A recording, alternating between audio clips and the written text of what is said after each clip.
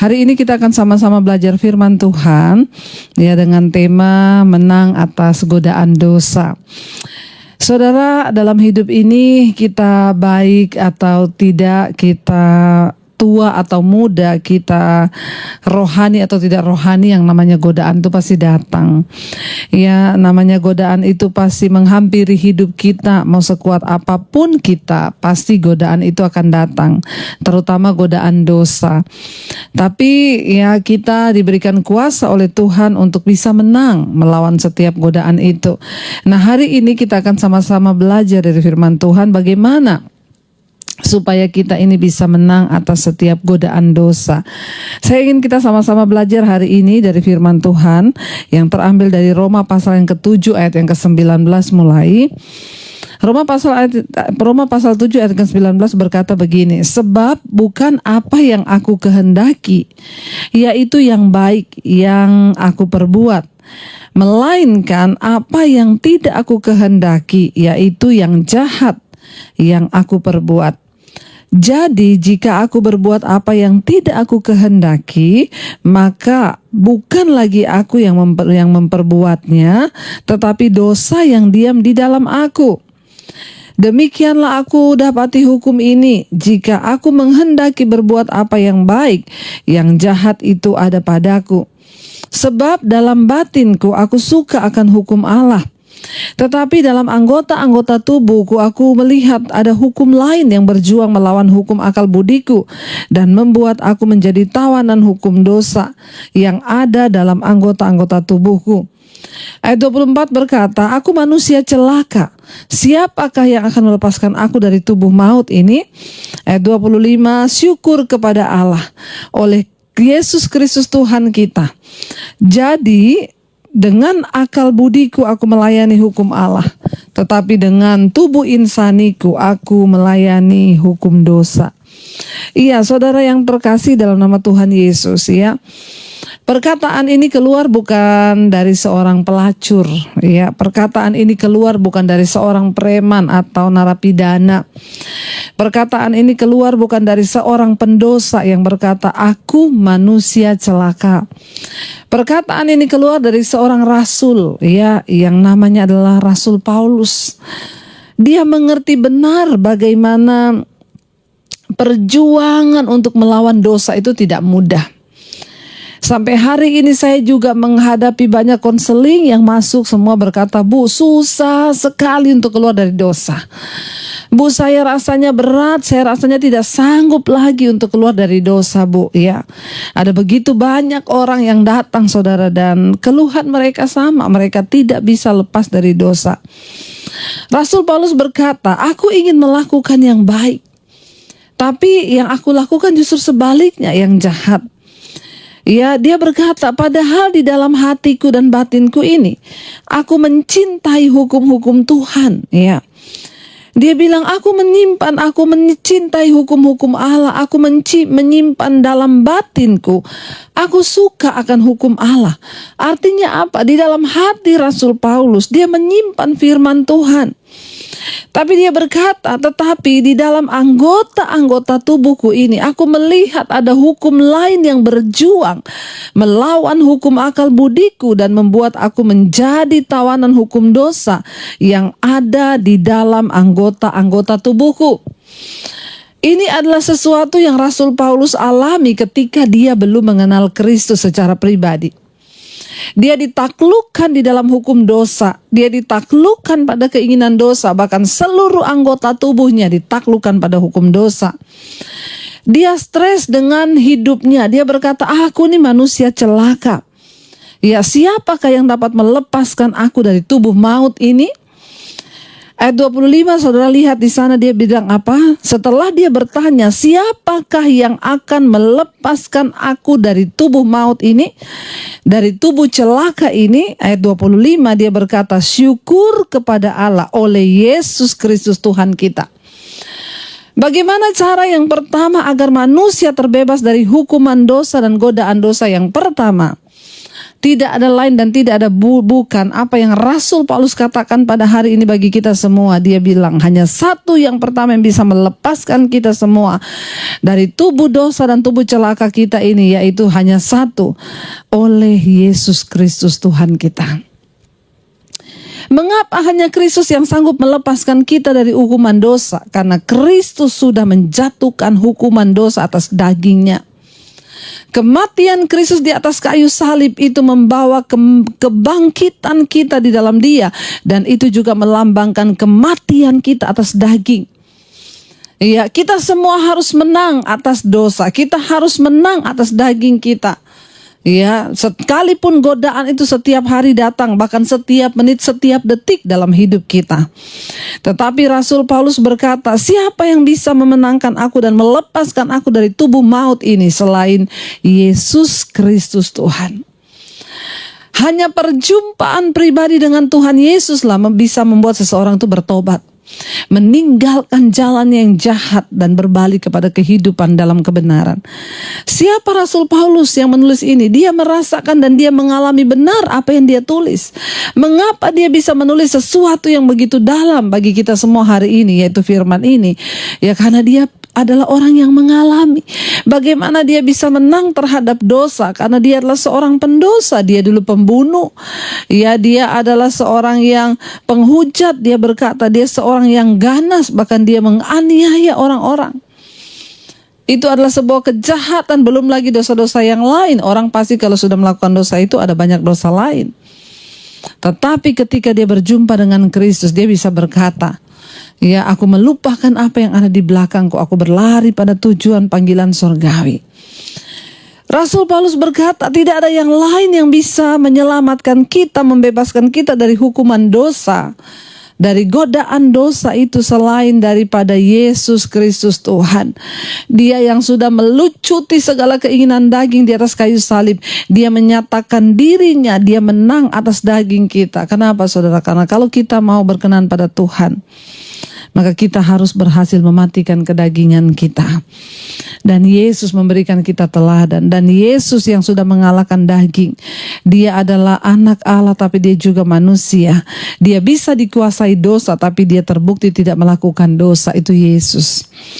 Yang pertama, bagaimana kita bisa menang atas godaan dosa? Ya, kita harus sungguh-sungguh menerima Yesus sebagai Tuhan dan Juru Selamat secara pribadi.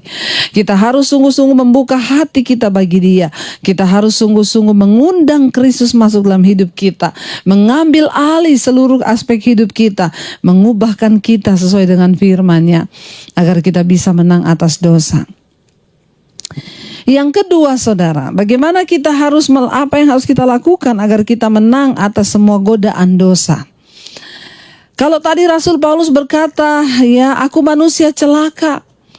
Dia bahkan berkata, aku benci kepada tubuh celakaku ini karena aku selalu mau melakukan yang baik, tapi yang jahat yang aku buat. Ya, tetapi apa yang Rasul Paulus katakan, saudara? Ya, bagaimana cara dia? Apakah setelah dia menjadi seorang rasul, setelah dia melayani Tuhan, apakah dia tidak jatuh? Apakah tidak ada lagi godaan atas dosa dalam dirinya? Ya, dosa akan semakin bekerja. Bahkan ketika kita itu mendekatkan diri dengan Tuhan, dosa akan semakin menggoda kita.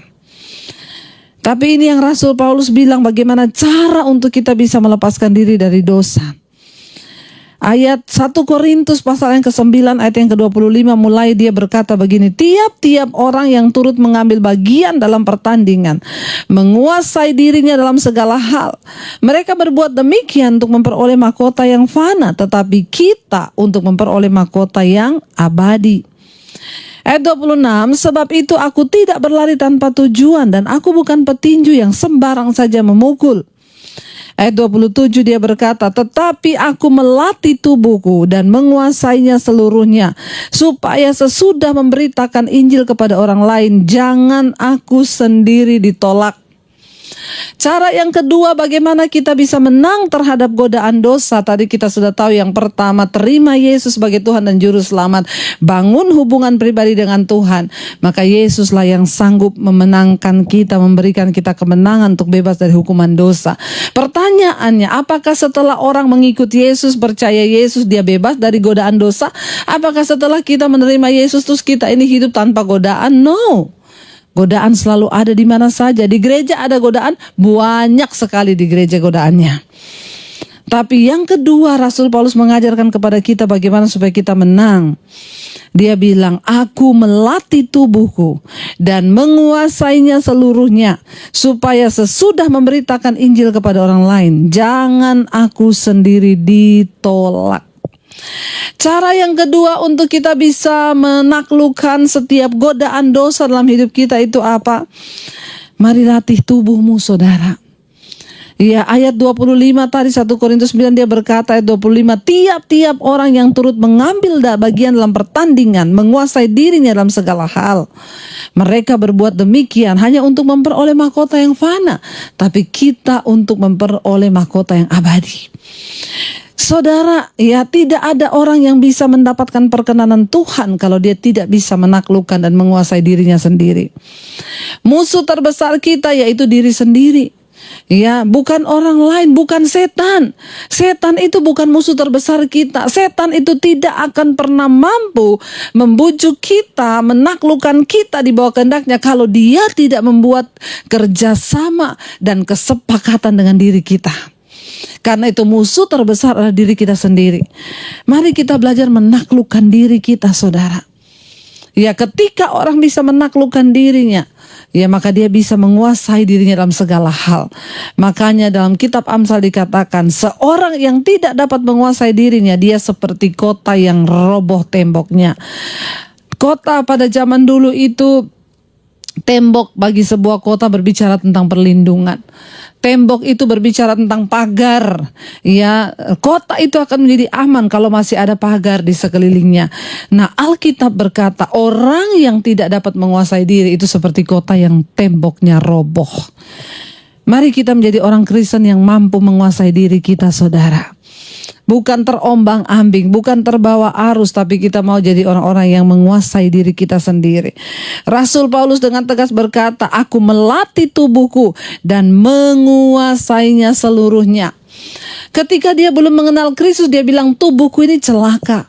Aku ini manusia celaka.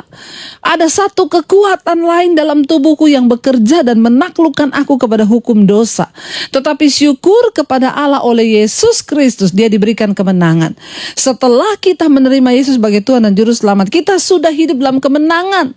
Bagaimana cara kita mempertahankan kemenangan itu? Terus latih tubuhmu, kuasai dirimu, latih tubuhmu dan kuasai itu seluruhnya. Mari kita melatih mata kita.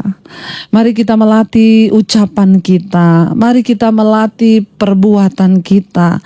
Mari kita melatih semua hal-hal yang rasanya berbau dosa dalam diri kita. Ini perlu kita latih.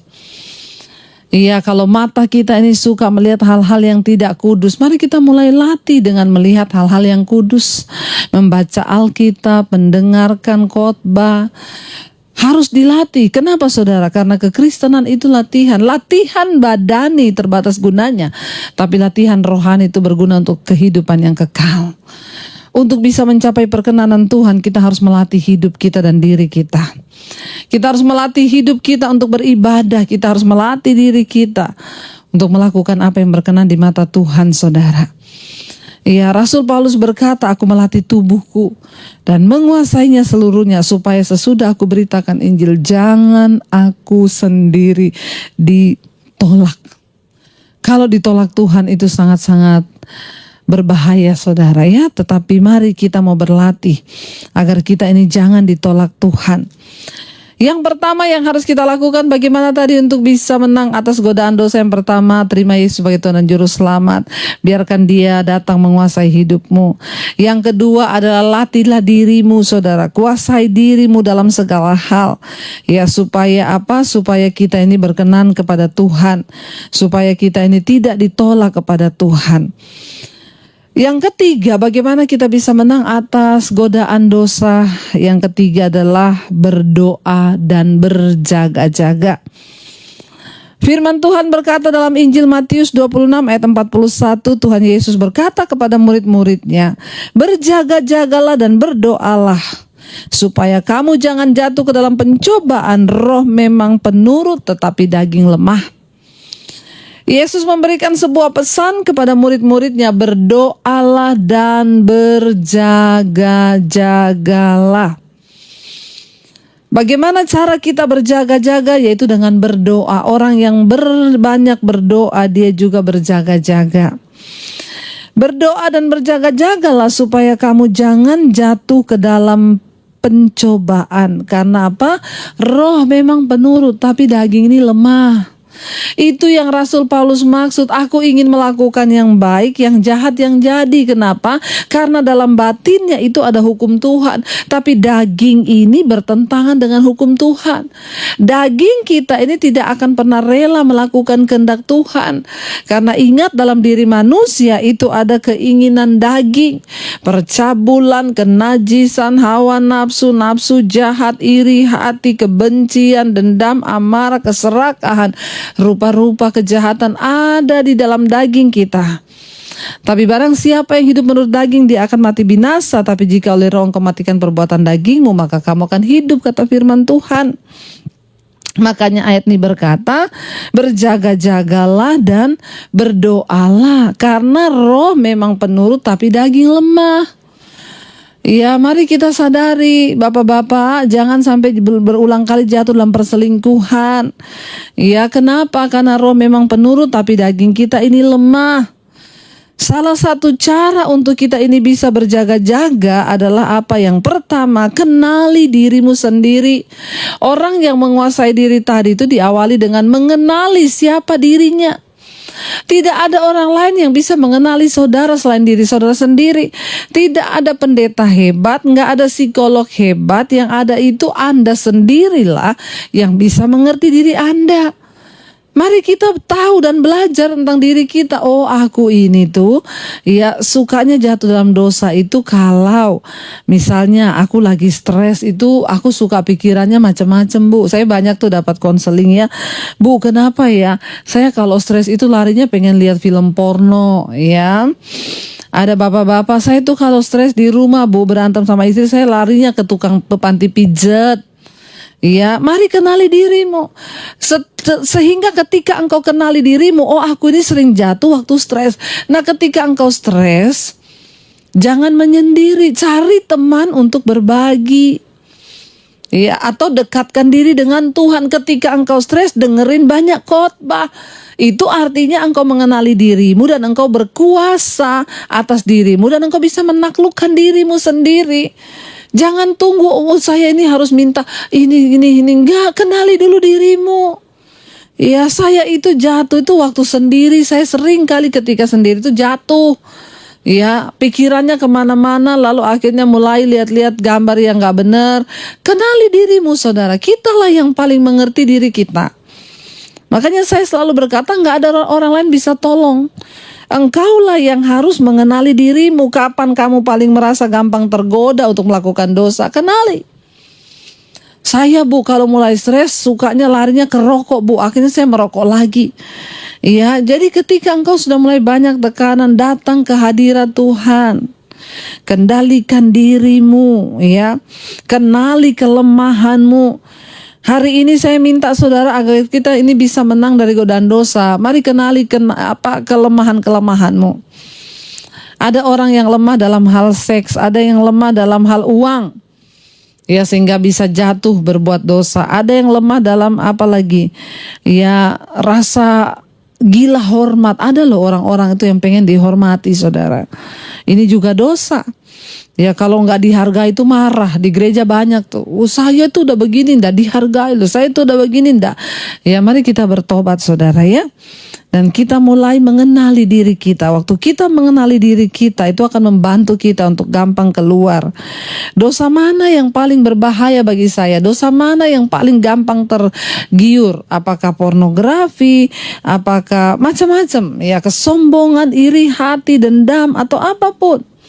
Ya mari kenali dirimu sendiri. Dan firman Tuhan berkata, ya berdoalah dan berjaga-jagalah. Kenapa? Roh memang penurut tapi daging kita ini lemah. Ya dan karena itu saudara, kita membutuhkan anugerah Tuhan. Kita membutuhkan firman Tuhan. Kita membutuhkan ya kasih karunia Tuhan untuk bisa menjalani hidup dalam kekudusan bersama dengan Tuhan. Saudara, apakah Bu kalau saya sudah dekat dengan Tuhan, saya sudah baca firman, apakah saya masih bisa jatuh dalam dosa? Dan kalau saya jatuh dalam dosa Bu, ya apakah Tuhan sudah tidak menerima saya? Apa yang harus saya lakukan? Ya saudara, kitab Ibrani pasal 4 ayat 14 sampai 15 berkata, karena kita sekarang mempunyai imam besar agung yang telah melintasi semua langit, yaitu Yesus anak Allah.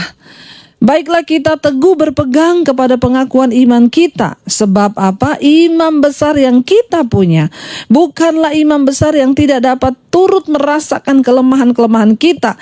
Sebaliknya sama dengan kita, ia telah dicobai hanya tidak berbuat dosa. Yesus pun pernah merasakan bagaimana dicobai, tetapi dia terbukti tidak berbuat dosa. Saudara, hari ini kalau ada di antara saudara yang sudah terlanjur jatuh, atau hari ini engkau masih terikat dalam dosa-dosa tertentu, jangan menyerah. Banyak yang datang kepada saya bertanya, Bu, apakah Tuhan masih mau menerima saya? Apakah Tuhan masih menerima saya kembali? Saya bilang, Tuhan selalu menerima orang yang mau bertobat. Dia nggak pernah hitung berapa banyak kali engkau jatuh. Dia selalu tunggu kapan engkau mau kembali untuk datang berbalik kepada Dia. Kenapa? Karena imam besar yang kita punya bukanlah imam besar yang tidak turut merasakan segala kelemahan dan perjuangan kita melawan semua godaan dosa. Yesus pernah mengalaminya, tapi dia terbukti tidak berbuat dosa. Karena itu saudara, jangan pernah menyerah. Biar kita mau terus semangat mencari Tuhan, biar kita mau terus semangat berjuang sampai akhir Tuhan. Kami mau berjuang hingga kami menang. Apakah arti kekudusan bagi saudara dan saya? Kekudusan bukan berarti kita nggak pernah bikin dosa lagi. Kekudusan itu bukan berarti wah dia hidup kudus terus, wah dia itu sudah melayang. Saudara, orang yang hidup kudus itu tidak dilihat dari wah dia kudus banget ya, pasti dia udah nggak berbuat dosa. Nggak. Kekudusan itu berarti ada usaha dari diri kita untuk terus berjuang hidup dalam perkenanan Tuhan. Apakah masih bisa jatuh? Yes, kita masih manusia, tapi Tuhan menghargai perjuanganmu untuk terus mengejar perkenanannya. Tuhan terus menghargai usahamu untuk datang pada Dia. Kenapa? Karena untuk memperoleh keselamatan itu Tuhan sudah berikan kita gratis, namun ada usaha dari kita untuk terus mengejar perkenanan itu, dan itu yang dilihat oleh Tuhan. Karena itu jangan pernah menyerah, tetaplah berjuang sampai di garis akhir, sehingga satu saat Tuhan datang. Kapan iman kita menjadi sempurna? Waktu Tuhan datang dan Dia melihat usaha kita dan Dia berkata, aku berkenan kepadamu anakku yang kukasihi, masuklah ke dalam pintu ini dan duduklah makan bersama-sama dengan aku sehidangan. Disitulah kita baru dinyatakan sebagai orang-orang yang imannya disempurnakan. Saat ini belum ada yang sempurna. Apakah saya sudah sempurna? No. Saya masih bisa jatuh dalam dosa, saya masih bisa berbuat dosa. Kalau saya tidak berdosa berarti saya pendusta. Tetapi Tuhan melihat niat saya untuk terus berubah ke arah yang lebih baik. Tuhan melihat niat saudara untuk terus berjuang hidup dalam kekudusan. Karena tanpa kekudusan tidak ada seorang pun akan melihat Tuhan. Mari kita mau merenungkan firman ini. Terima kasih Bapa, kami tahu Tuhan kami adalah manusia biasa yang tidak luput dari godaan dan cobaan. Namun kami juga percaya Tuhan memberikan kami kemenangan, Tuhan memberikan kami kuasa untuk menang atas setiap dosa kami. Karena itu Bapa, kami mau terus berjuang bersama dengan Engkau. Kami mau menjadi pelaku-pelaku firman Tuhan, sehingga sampai kedatangan-Mu kali yang kedua Engkau dapati kami semua layak di hadapan-Mu Tuhan, dan Engkau menyatakan kami sebagai pemenang-pemenang dalam kehidupan ini. Ini hidup kami Bapa, roh, jiwa, dan tubuh kami serahkan dalam tangan kasih kuasa-Mu Tuhan. Ajar kami untuk selalu datang dan berserah hanya kepada-Mu. Terima kasih Yesus, terima kasih Tuhan. Kami mau melatih hidup kami untuk terus melakukan firman Tuhan, karena kami percaya ada berkat mengikuti setiap orang-orang yang mau menjadi pelaku firman. Terima kasih buat segala kebenaran, kebaikan Tuhan. Kami tahu Tuhan melihat perjuangan kami untuk melawan setiap godaan dosa, dan kami tahu juga dan percaya kesanggupan kami adalah pekerjaan Allah di dalam kami, bukan karena kuatan gagah kami, tapi semua karena anugerah-Mu. Kami mau dilepaskan dari setiap ikatan dosa, bahkan kami mau menang untuk mengatasi setiap godaan dosa di hidup kami. Terima kasih Bapa, roh, jiwa, dan tubuh kami serahkan dalam tangan-Mu.